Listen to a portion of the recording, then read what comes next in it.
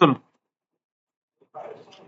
अच्छा SHM के अंदर क्या होता है कि A is directly proportional to minus x, ठीक है, और इसमें होता है कि मीन पोजीशन पे एक्सेलरेशन क्या होती है, मीन पोजीशन पे एक्सेलरेशन क्या होती है, 0 0, और एक्सट्रीम पोजीशन पे एक्सेलरेशन मैक्सिमम होती है।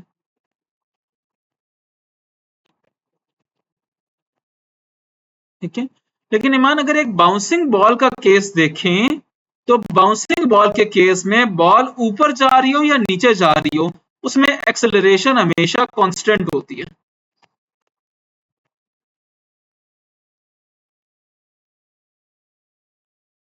यानी एसएचएम में तो एक्सेलरेशन डिस्प्लेसमेंट पे डिपेंड करनी चाहिए ना, लेकिन बाउंसिंग बॉल के अंदर एक्सेलरेशन हमेशा कांस्टेंट होती है।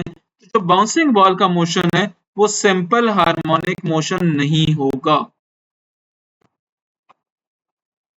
सर आप रिपीट कर सकते हैं क्या बोला? देखो, जैसे मिसाल के तौर पे मैं बात कर रहा हूं ऐसे कि अगर एक ऑब्जेक्ट है एक्सट्रीम पोजीशन पे है, ठीक है, एक ऑब्जेक्ट है मीन पे है, मीन पे एक्सेलरेशन 0 होगी, क्यों 0? क्योंकि डिस्प्लेसमेंट 0 है। अब जी सर। एक्सट्रीम के ऊपर एक्सेलरेशन मैक्सिमम होगी, क्यों मैक्सिमम? क्योंकि डिस्प्लेसमेंट मैक्सिमम है। ठीक है, तो जी अगर सर। हम एक सिंपल हार्मोनिक मोशन में देखें तो सिंपल हार्मोनिक मोशन में आपकी पोजीशन के हिसाब से एक्सेलरेशन बदल जाती है, ये लिखा हुआ है, पोजीशन के हिसाब से एक्सेलरेशन बदल जाती है। बदल जाती है। लेकिन बाउंसिंग बॉल के केस में एक्सेलरेशन हमेशा g के बराबर है और वो कांस्टेंट है, तो बाउंसिंग बॉल का केस एसएचएम नहीं है क्योंकि उसमें एक्सेलरेशन कांस्टेंट होती है। ठीक सर। ठीक है,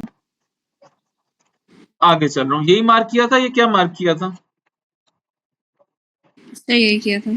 ठीक, सही, एंट्रोपी का समझ नहीं आया मुझे। एंट्रोपी किधर है? सर नीचे आता है। चलो ठीक है, चलो अब अगले क्वेश्चन पे आ जाओ। A uniform bar of length 2 meter and weight 1000 Newton has its center of gravity at its center। ठीक है, इसका कितना है, वेट कितना है बार का अपना, ये ड्रॉ कर लो ना जरा एक दफा तुम लोग पेपर पे, डायग्राम पेपर पे बना लो जल्दी से।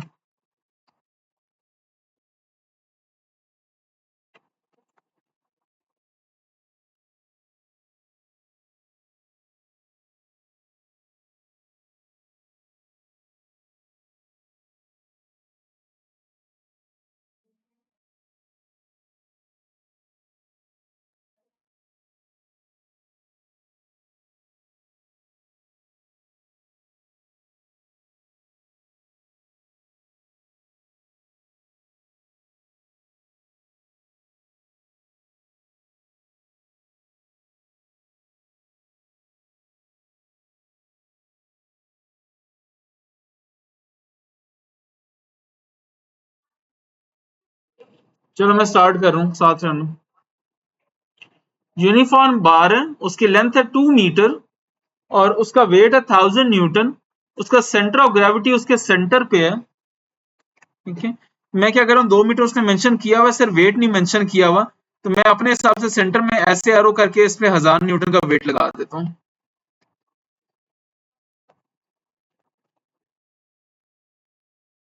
आगे चल लूं, the bar is pivoted in the position shown, pivot वो सामने तुम लोगों को दिख रहा होगा, यहाँ पे लगा हुआ है, and supports a weight of 200 Newton in the position shown, 200 Newton का एक और वेट है वो भी दिख रहा होगा। कहता है what weight is needed at position P to balance it, वो कह रहा है क्या वेट आप अप्लाई करेंगे पोजीशन P पे ताकि उसको बैलेंस आउट कर सकें।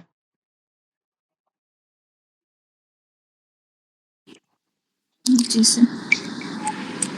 अच्छा पहले ईमान मुझे ये वाला डिस्टेंस बता सकते हो, ये डिस्टेंस कितना होगा जिसको मैंने अभी मार्क किया है?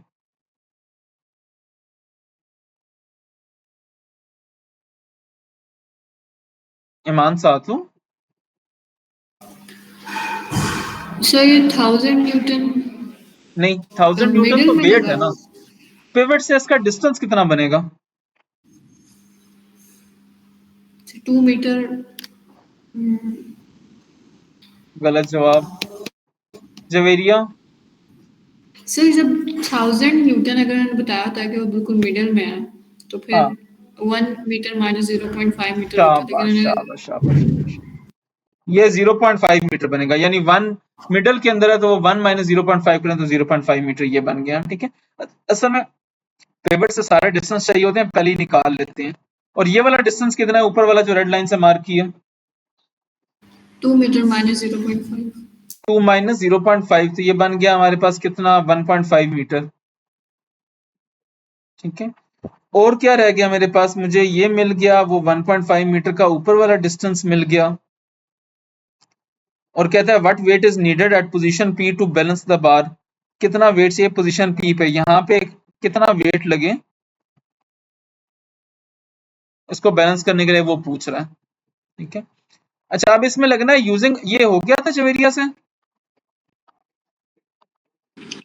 जी सर। इसका आंसर आया था।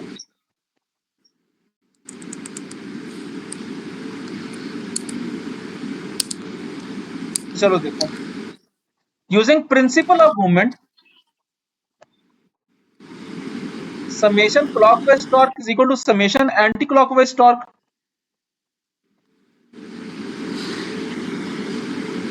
आगे चलो, जी सर। ये पिवट है, ये वाला टॉर्क क्लॉकवाइज लग रहा है, ये पी वाला,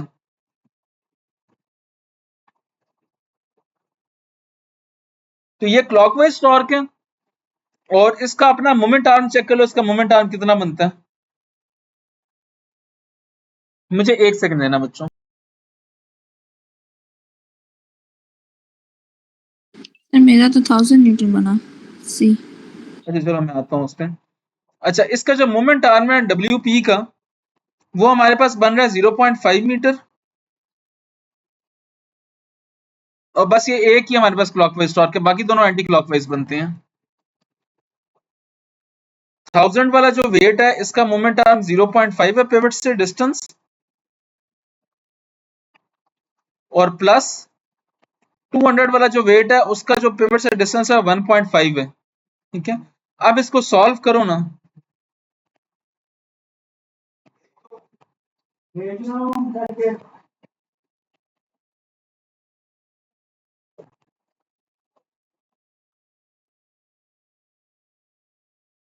800 अपॉन 0.5 कितना बना, 1600 न्यूटन। यहाँ से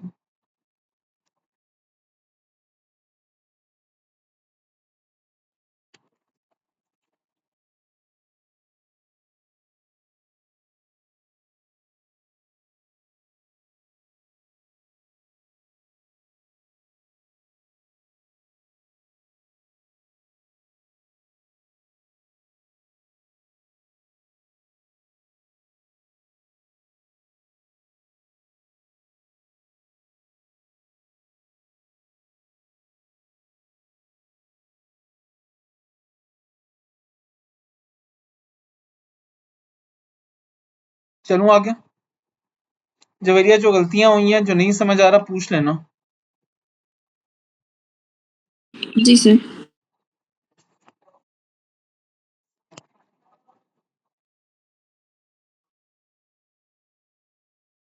ईमान सर मुझे सही, ये समझ नहीं आ रहा मैंने 1000 न्यूटन कैसे लिखा। अब ये तो तुम ही बताओगी, इसका तो मैं कुछ नहीं कह सकता। सर मैंने पता नहीं क्या अपनी साइंस लगाई है, हाँ मुझे वो क्वेश्चन नहीं मिल रहा जिसमें मैंने किया था। चलो कर लेंगे। अच्छा ईमान बताना, सही हुआ गलत हुआ, तुमने किया नहीं था ना पहले, अभी ही कर रही हो। चलो आगे चल लो। Which of the following system has an overall entropy closest to zero? ठीक है, इसमें से किसकी जो एंट्रोपी है it will be close to zero, ये सवाल है। आप सुनना, एंट्रोपी होता क्या है, मैं अगर एंट्रोपी को मेंशन करूं तो एंट्रोपी होता है measure of disorderness of a system is called entropy, major of disorder. जो क्वेश्चन 6 है, find LCM of polynomials given in question 9, ये सर बुक से यहाँ क्वेश्चन पे 9 इंटरनेट का मसला बहुत हो रहा है, तो वैसे भी मैं सॉल्व करके आप रिकॉर्ड तो कर रहे हैं, आप सेंड कर देना, मैं देख लूँगी। ठीक है मैं भेज देता हूँ। ठीक है, ओके, ओके सर, अल्लाह अल्लाह हाफिज। हाफ़िज़। जमीनिया मुझे 1 मिनट देना। जी सॉरी, अब बोलना अब्दुल रहमान। जी जो क्वेश्चन 6 है, फाइंड आवाज एलसीएम। आवाज नहीं आ रही बिल्कुल। जी अब ठीक है। जी जी जो क्वेश्चन 6 है, find LCM of given polynomials in question 9, ये क्वेश्चन 9 कौन सा है? अबव क्वेश्चन, ओके ऊपर वाली।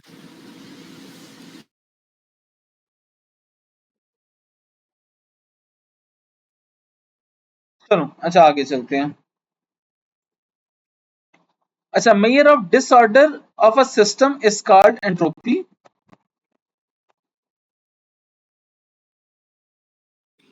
जी सर। अब वो कहता है which of the following system has an overall entropy closest to zero.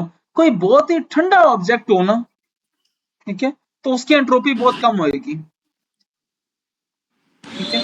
लेकिन चलो आप पढ़ते हैं। A weight moving up and down on a spring, मेरे ख्याल में एंट्रोपी होगी। आगे चलते हैं। A satellite in orbit 25,000 kilometre above the earth, ठीक है, देयर इज मोशन इन्वॉल्व्ड है। The evaporation of ether at room temperature, ये तो कभी भी नहीं है, इसमें तो अच्छी खासी एंट्रोपी इन्वॉल्व्ड है। फिर an object in free fall when it has reach terminal velocity, high speed है, एंट्रोपी इन्वॉल्व्ड है, ठीक है। जहां पे मोशन है ना, वहां पे एंट्रोपी इन्वॉल्व्ड है। ठीक है sir. Metal being rapidly electroplated, इसमें भी शायद इन्वॉल्व है। इसमें भी इन्वॉल्व है। ये थोड़ा अजीब सा ही है एमसीक्यू। मुझे 1 मिनट दो, मैं इसको जरा एक बार डबल चेक कर लूं। जी सर।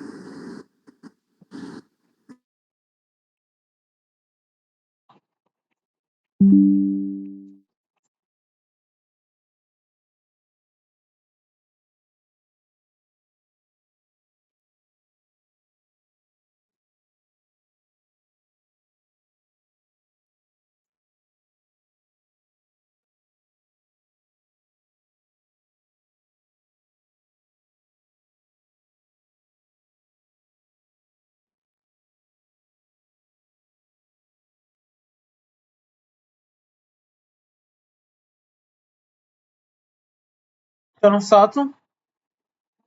जी सर। अच्छा जी, ये जो सैटेलाइट वाला मोशन है, ये तो एवेपोरेशन वाला तो बिल्कुल भी नहीं था। जो नहीं थे वो वापस क्रॉस कर रहे हैं, ठीक है। इसमें भी मोशन है, इसमें भी एनर्जी लॉस हो रहा है, तो ये भी नहीं है, ठीक है। अब आ जाओ पार्ट ए पे। तो पार्ट ए में एक वेट है, it's moving up and down on a spring. तो जब वेट ऑब्जेक्ट ऊपर नीचे मूव करे ना स्प्रिंग के ऊपर, तो ये मोशन सिंपल हार्मोनिक है, ठीक है। और ideal simple harmonic motion has no energy loss. Ideal simple harmonic motion में कोई एनर्जी लॉस नहीं होता।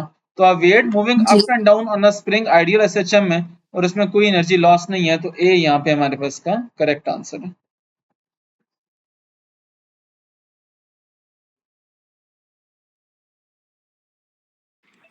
ठीक सर। फिर 3 resistors are connected to a 20 volt battery with a constant supply. One of the resistors is a variable resistor. The resistance of variable resistor gradually increased from 0 to 5 ohm. Which graph shows how the current from battery varies with resistance R of variable resistor? Which graph shows how current from the battery varies with resistance R variable resistor? अच्छा, अगर R को बढ़ाएं, R को बढ़ाएंगे तो overall current कम हो जाएगा। साथ हो। जी सर। तो कम होने की बात करें तो उसमें ए में भी करंट कम हो रहा है ओवरऑल, और सी में भी ओवरऑल करंट कम हो रहा है। इन दोनों में ओवरऑल करंट कम हो रहा है। जी सर, लेकिन ऊपर से शुरू नहीं होगा और मुझे ए और ई लग रहा है। ई भी है नीचे। जी सर। अच्छा, और ई में भी ओवरऑल करंट कम हो रहा है। चलूं आगे, जी सर। ठीक है। लेकिन अब हमें इसमें इन तीनों में आइडेंटिफाई करना है कि इनमें से कौन सा ऑप्शन करेक्ट है, ठीक है। उसके लिए वेरिएबल रेजिस्टर इनिशियली 0 ओम पे था, ठीक है। अगर इनिशियली 0 ओम पे था तो ये दोनों 5 और 10 हमारे पास ये दोनों जो इनिशियल इक्विवेलेंट रेजिस्टेंस है, जी सर। इसमें ये 5 वाला और ये 10 वाला ये पैरेलल में अटैच थे। एलसीएम बना 10, ऊपर आ गया 3 एलसीएम लेके 10/3, यानी इनिशियल जो इक्विवेलेंट रेजिस्टेंस थी वो 10/3, और 10/3 मींस के ये कितना बन गया 3.33 मेरे ख्याल में बनेगा 3.33 3.33 3.33 कैसे, लाइक 3.00 नहीं बनना चाहिए था कुछ? 3 अच्छा और 10/3 है ना, 3.0। मैं दिखा देता जी हूँ, सर। 10/3 है ना, ये लो। Okay sir. तो जो इनिशियल रेजिस्टेंस थी वो 3.33 ओम थी, और इसमें से इनिशियल करंट निकाल लो तो इनिशियल करंट आ जाएगा 20, जो कि वोल्टेज है, डिवाइड बाय इसकी रेजिस्टेंस 3.33 ओम थी, तो 20 डिवाइड बाय 3.33 मेरे ख्याल में तुम्हारे पास 6 बनेगा शायद।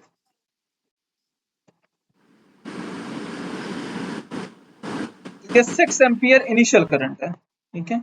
इसका मतलब है अगर इनिशियल 6 एम्पियर नहीं है तो वो मैं क्रॉस लगा देता हूँ, सी का इनिशियल करंट 6 एम्पियर नहीं है तो ये क्रॉस लग गया। ठीक सर। ठीक है, अच्छा जी, अब रह गया ए ऑप्शन और ई ऑप्शन, ठीक है। अब ए के अंदर ए गलत है, क्यों गलत है सुनना, जब मैं इसकी रेजिस्टेंस बढ़ाऊंगा करंट कम होगा, ठीक है, लेकिन करंट कभी भी जीरो पे ड्रॉप नहीं करेगा, क्योंकि करंट के पास दो पैसेज हैं, अगर आप ऊपर वाले पैसेज की रेजिस्टेंस बहुत ज्यादा बढ़ा भी दें तो करंट नीचे वाले पैसेज से गुजर जाएगा, जी सर, तो करंट ये कभी तो भी है। जीरो पे ड्रॉप नहीं करेगा, तो ये ऑप्शन गलत है, and E is the only correct option. लेकिन सर ये हाफ वे थ्रू रुक जाएगा, ये भी सही हाफ नहीं वे है। थ्रू रुक नहीं रहा ना, वो ग्राफ है ही यहाँ तक आगे चल रहा है ना। ओके सर, सही। और सर ये ग्राफ ऊपर कब होगा, जब लाइक अगर रेजिस्टेंस कम हो रही है ओवरऑल तो ग्राफ ऊपर जाएगा, वरना नीचे आएगा। जी सर, सही सर। आगे चलो, जी सर। ये वाला अटेम्प्ट करो जल्दी से। सर ये मैंने किया था, लाइक ये पीवीजी मतलब रो वॉल्यूम, और पीवीजी अब फिर इसका फॉर्मूला है वो लगेगा, और तो इसका उसका आंसर ये फॉर्मूला हो गया रो बीजी, ठीक है। डेंसिटी कितनी गिवन है 2.5, सर। जी सर। ठीक है। वॉल्यूम कितना गिवन है, नहीं एक मिनट रुको, volume is equal to liquid की ये डेंसिटी है, सर, फिर ऑब्जेक्ट डेंसिटी इज प्लेस्ड, 2.0 है। एक सर मिनट दो रुको एक डेंसिटी। मिनट रुको एक मिनट रुको। An object of mass 50 gram just float in the liquid of density 2.5 gram per ml. When the object is placed in a liquid of density 2 gram per ml, it sinks to the bottom of the container. Okay. What is the force that the object exert on the bottom of container? तो bottom of container पे कितनी force लगाएगा? जी sir. अच्छा, अब इसका मसला ये है कि वो ना 2.5 पे फ्लोट कर रहा था और 2 पे क्या कर गया,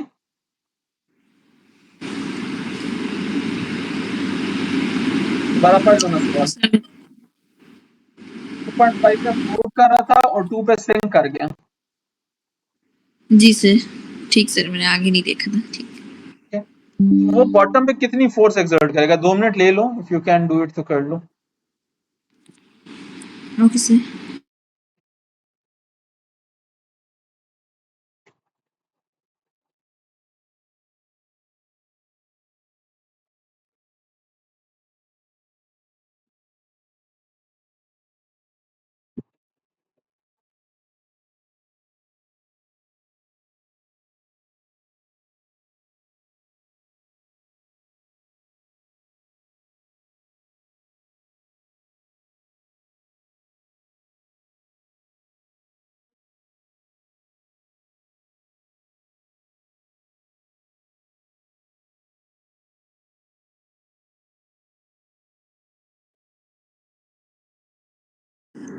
सर आंसर डी है।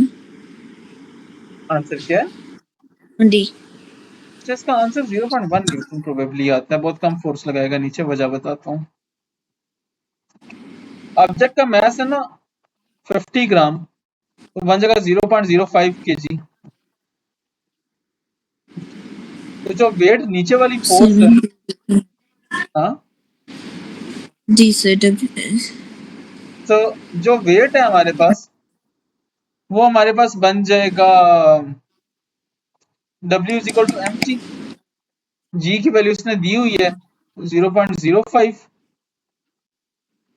टू 10 करो, तो वेट इसका आ जाएगा 0.5 न्यूटन।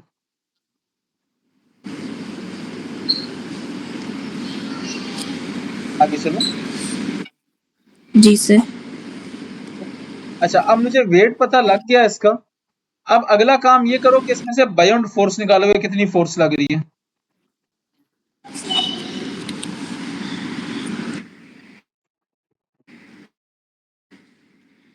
सर बायोन फोर्स पी से पोटेंशियल बाउंड आगे फोर्स वो फोर्स थी जो कि ऊपर की तरफ लग रही थी। काम कर लो ना बच्चे। चलो, जी सर। ठीक है। अब जो डेंसिटी है वो हमारे पास है क्या नाम है इसका, 2.5 ग्राम पर एमएल। ठीक है। और जो ऑब्जेक्ट का मास है, ग्राम नहीं लिख रहा हूं, तो वो 50 ग्राम है।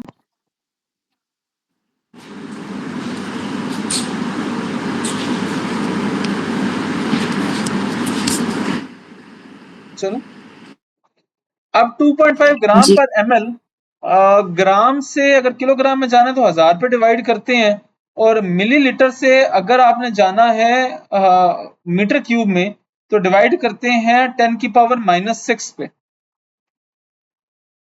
तो ये कार कुर क्या बनेगा, 2500 किलोग्राम पर मीटर क्यूब, ये डेंसिटी बनेगी। और मास केजी में बनता है 0, असल में आंसर सारे ऐसा यूनिट में है ना, तो उससे से कन्वर्ट करना पड़ रहा है। जी सर। ठीक है, डेंसिटी आ गई, मास निकल आया, वॉल्यूम निकालो, क्योंकि जो फोर्स का फार्मूला है वो F is equal to rho g V है, उसमें वॉल्यूम चाहिए होता है। तो डेंसिटी बनी मास बाय वॉल्यूम, तो वॉल्यूम आ जाएगा density into mass. Density into mass 2500 into 0.05, तो ये 2 जीरो कटे इधर आए और 125 मीटर क्यूब बनेगा।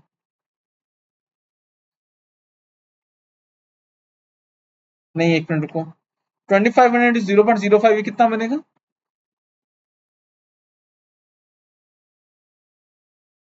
25 इंटू 5 125 ही बनेगा।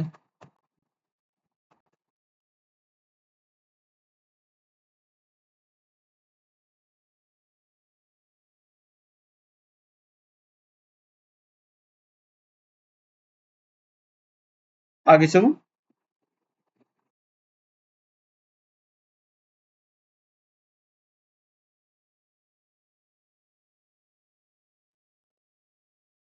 बायोंट फोर्स बन गई रो जी वी।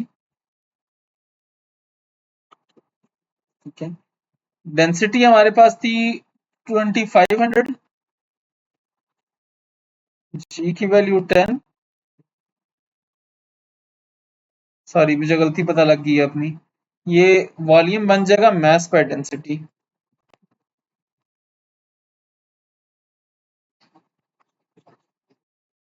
तो जब मास अपॉन डेंसिटी करोगे तो इसका बड़ा छोटा सा आंसर बनेगा, जो कैलकुलेट करने तो वो बनेगा 0.00002।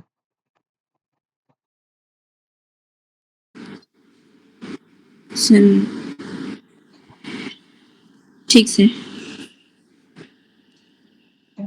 ये जब मल्टीप्लाई करोगे ना, तो मल्टीप्लाई करने पे जो बायोंट फोर्स है वो बनेगी 0.4 न्यूटन, ये बायोंट फोर्स बनेगी।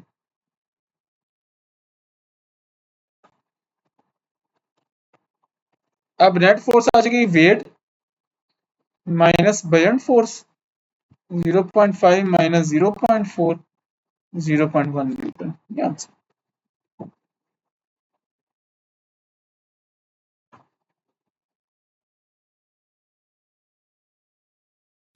जी ठीक से। आगे चलो। जी सर। ये अटेम्प्ट करो।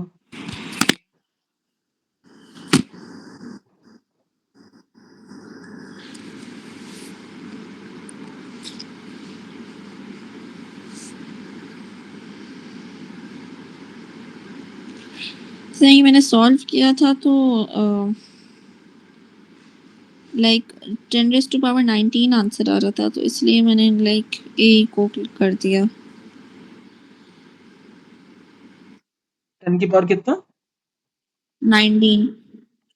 अच्छा, 2 बॉडीज हैं, मैसेज गिवन है, जी भी गिवन है, आर भी गिवन है। ये तुम लोगों ने करना तो बगैर कैलकुलेटर के था, वही बेसिक मैथ से बगैर कैलकुलेटर के किया होगा। मैं जरा कैलकुलेटर पे कर रहा था कि मैं बस सिर्फ आंसर निकाल लूं। जी सर।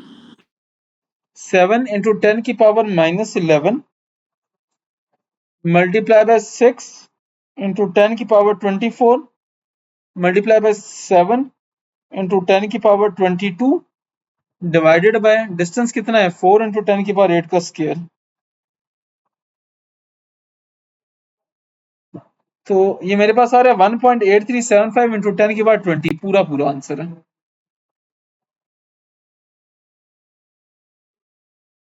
चलो जी सर। सर कैसे? वो सिर्फ कैलकुलेट किया है, वैल्यूज डाली हैं, सारी वैल्यूज गिवन थी। अगर तुम सर मैंने फिर कैलकुलेशन में कोई 19 आया गलती था। की है दोबारा कर लेना। ठीक सर। मैंने कहा मैंने आपका सारा काम किया लेकिन वो भी नहीं सही हुआ। सही बात है। अच्छा चलो, David has 2 boxes containing shapes. In box A there are 4 stars and 2 hearts. In a box B there are 2 stars and 1 heart. David takes at random a shape from box A and puts it into box B. He then takes a shape from box B. What is the probability that shape is a star? साथों जी sir. मैंने probability of star in box A, वो कह रहा है कि आप find करें कि जी probability of star in box B, ये फाइंड करके दें। चलूं आगे? सर मैं करती हूँ।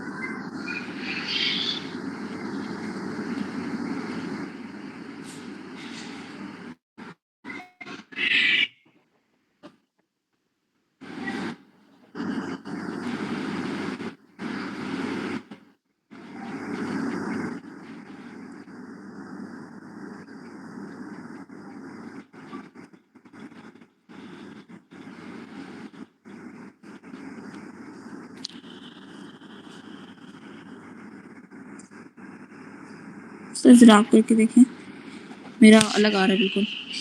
अच्छा, ए के अंदर जो है वो हमारे पास हैं 4 स्टार हैं और 2 हार्ट हैं। ठीक है, हमने क्या किया, हमने ए से एक शेप निकाली और बी में डाल दिया। अभी हमें ये नहीं पता कि हमने स्टार ऐड किया या हार्ट ऐड किया। साथियों आवाज आ रही है? हाँ आ रही है। अच्छा, हमें जी एग्जैक्ट ये नहीं पता कि हमने स्टार ऐड किया है या हमने क्या चीज ऐड की है, शेप ऐड की है, तो वो हमने अब इसको देखना है कि अगर हम बी को देखें तो बी के अंदर क्या किस तरह से 2 स्टार है और 1 हार्ट है।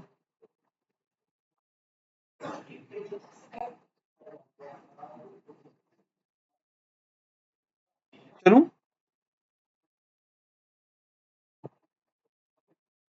ठीक है, इसके केसेस बनते हैं।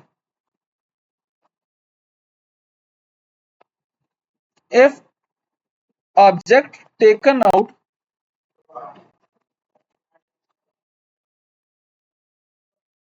फ्रॉम ए इज स्टार, अगर हम ए से जो शेप निकाल रहे हैं वो स्टार है, तो probability of star in B उस केस में टोटल हमारे पास 3 स्टार हो जाएंगे और 1 हार्ट हो जाएगा।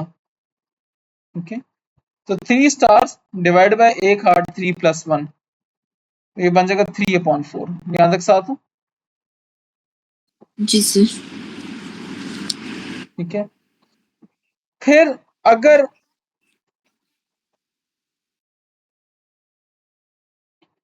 if object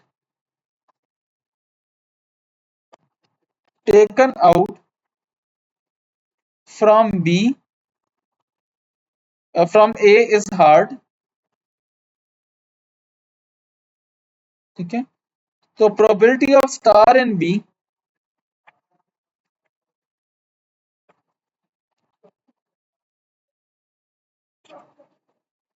ठीक है, तो वो बन जाएगा टोटल कितने स्टार होंगे अब इसमें, अब हार्ट आया था पीछे से, तो बी का ओरिजिनली 2 स्टार थे और 2 जो है वो स्टार और 2 हार्ट, तो ये 2/4 बनता है।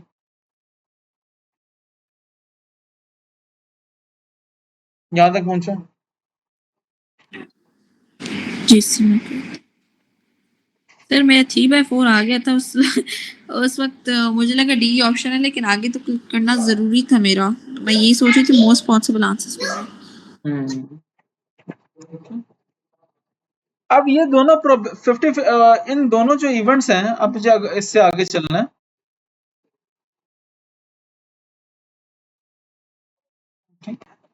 तो